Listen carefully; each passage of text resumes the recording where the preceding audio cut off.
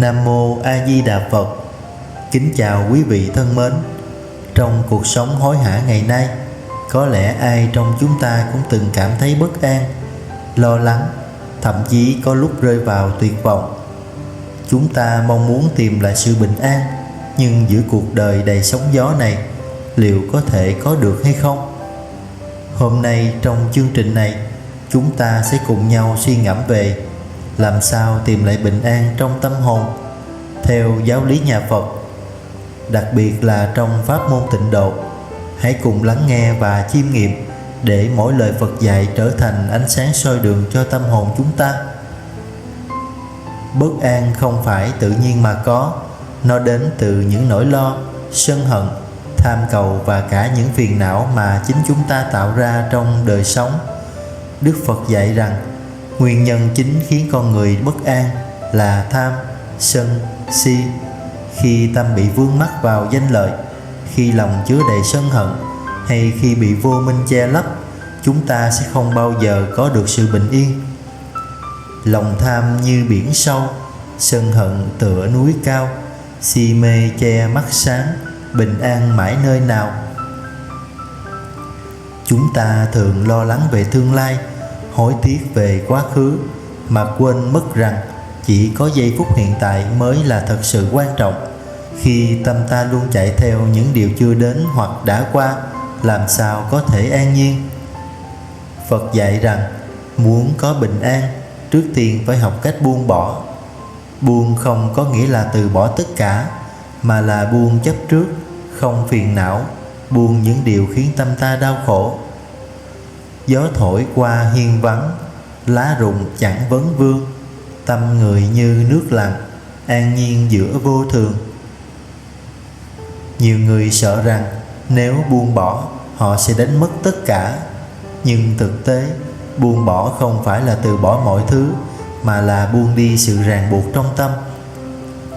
Khi ta chấp vào danh vọng, tiền tài hay những nỗi đau trong quá khứ, tâm ta mãi trói buộc.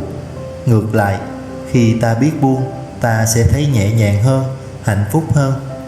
Giữ chặt đi phiền não, buông đi lại thảnh thơi, tâm không vướng bụi trần, an nhiên tự đến rồi. Trong giáo lý nhà Phật, mọi thứ trên đời đều là vô thường. Hôm nay có, ngày mai mất đi, đó là quy luật tự nhiên. Khi hiểu được điều này, ta sẽ không còn cố chấp hay khổ đau vì những điều không thể thay đổi. Một người ôm giữ hận thù trong lòng thì tự mình chuốc khổ. Một người luôn tiếc nuối quá khứ thì không thể sống trọn vẹn hiện tại. Vì thế, buông bỏ cũng chính là chấp nhận rằng mọi sự đến rồi đi như nước chảy mây trôi. Hoa nở rồi hoa lại rụng, trăng tròn rồi lại khuyết đi, tâm người không cố giữ, đời tự tại sầu chi. Người biết buông bỏ không phải là người mất mát, mà là người có được nhiều nhất. Khi không còn lo lắng, sân hận hay đố kỵ, tâm ta nhẹ như mây trời, và chính lúc đó ta có thể cảm nhận được sự bình an chân thật. Hãy thử hỏi bản thân mình, cái gì đáng giữ, cái gì đáng buông. Giữ tâm từ bi, buông bỏ đi sân hận. Giữ lòng chân thành, bỏ đi sự dối trá. Giữ sự an nhiên, bỏ đi những điều làm ta khổ. Giữ yêu thương bền chắc, buồn phiền muôn nhẹ tên. Một ngày trôi thong thả, mỉm cười với chính mình. Buông bỏ chính là con đường dẫn đến bình an. Khi ta không còn bị những tham, sân, si trói buộc, khi lòng ta rộng mở với từ bi và trí tuệ, bình an sẽ tự nhiên xuất hiện. Buông bỏ để được, mất để còn, tâm an thì đời an. Trong cuộc sống, chúng ta thường bị cuốn vào những lo toan và phiền muộn. Tâm trí bị dao động bởi công việc, gia đình, những áp lực và mối quan hệ xung quanh. Khi đó ta dễ đánh mất sự bình an trong tâm hồn. Niệm Phật chính là con đường giúp ta trở về với sự an tĩnh của nội tâm. Chỉ cần ngồi xuống, hít thở nhẹ nhàng, niệm danh hiệu A Di Đà Phật, tâm ta dần lắng lại, những suy nghĩ hỗn loạn tan biến, thay vào đó là cảm giác thư thái, nhẹ nhàng, như dòng nước êm đềm trôi. Tâm động đời nghiêng ngã, niệm Phật gió chẳng lay, lòng như nước lặng lẽ, an nhiên trọn kiếp này. Phiền não đến từ tâm vọng động, từ tham sân si chưa được buông bỏ. Khi niệm Phật, ta không chỉ nhắc nhở đến danh hiệu Phật, mà còn hướng đến tâm mình về từ bi, trí tuệ và thanh tịnh. Mỗi câu niệm Phật là một lời rửa sạch những bụi bặm phiền não, giúp ta dần thoát khỏi đau khổ. Khi tâm ta an định, ta sẽ không còn phản ứng gay gắt trước những điều không như ý.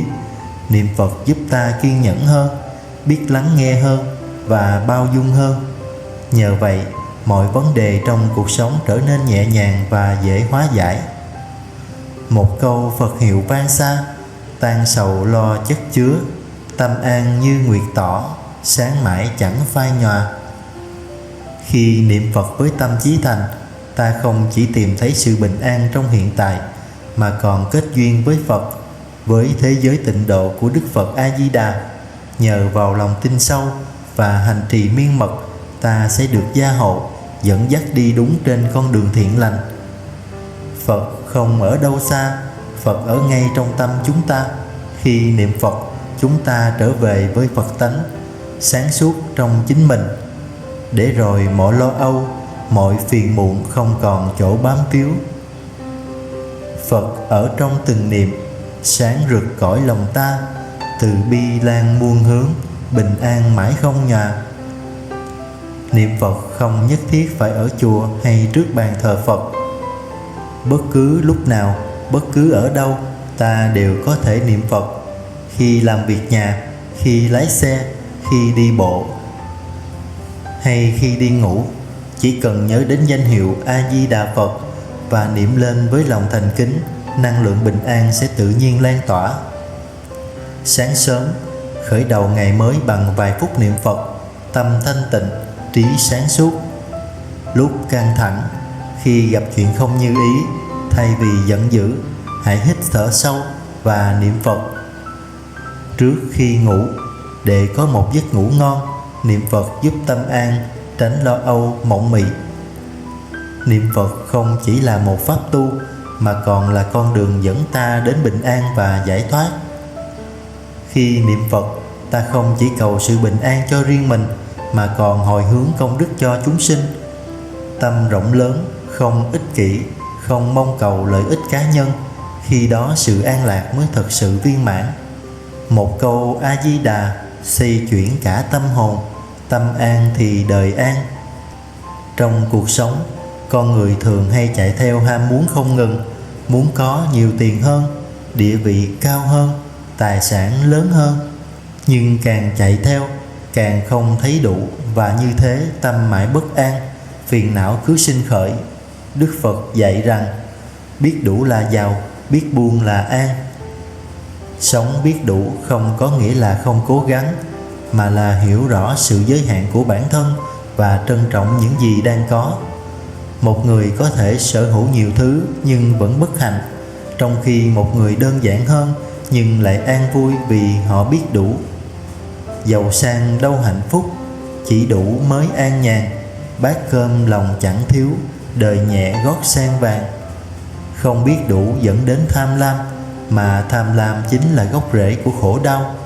Khi không đạt được điều mình mong muốn, ta thất vọng. Khi có được rồi, ta lại lo lắng mất đi. Cứ như vậy, tâm mãi trôi lăn trong vòng xoay của phiền não.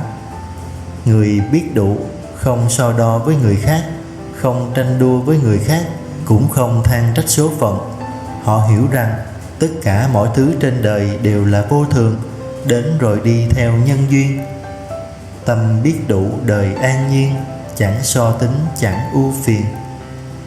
Sống biết đủ giúp ta an vui với chính mình, nhưng muốn có được hạnh phúc trọn vẹn, ta cần mở rộng lòng từ bi với mọi người. Từ bi không chỉ là cho đi vật chất, mà còn là sự cảm thông, yêu thương và giúp đỡ. Một lời an ủi lúc ai đó buồn, một hành động nhỏ giúp đỡ người khác, tất cả đều thể hiện lòng từ bi. Từ bi không làm ta thiệt thòi, mà càng cho đi, càng nhận lại niềm vui.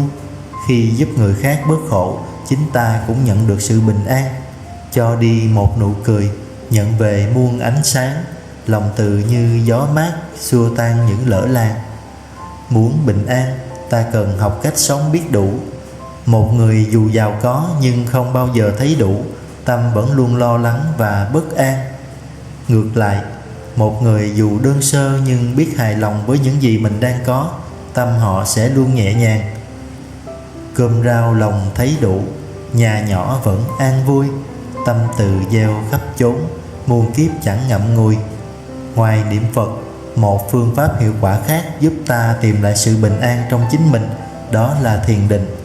Khi ta ngồi xuống, hít thở nhẹ nhàng, quan sát từng ý niệm mà không vướng mắc vào chúng, tâm ta sẽ dần trở nên sáng tỏ. Gió thổi không lay động, sóng vỗ chẳng làm phiền. Tâm an như nước lặng, đời này mãi bình yên. Chỉ cần mỗi ngày dành ra 10 đến 15 phút để thiền hoặc niệm Phật, chúng ta sẽ cảm nhận được sự đổi thay rõ rệt trong tâm trí. Thưa quý vị, bình an không đến từ bên ngoài mà nằm ngay trong chính tâm hồn của chúng ta. Khi biết buông bỏ, khi sống từ bi, khi niệm Phật và thiền định, bình an sẽ tự nhiên xuất hiện. Hãy nhớ rằng tâm tịnh thì cảnh tịnh, tâm an thì đời an. Cảm ơn quý vị đã lắng nghe. Chúc tất cả luôn giữ được sự an nhiên trong tâm hồn và hướng về con đường giác ngộ.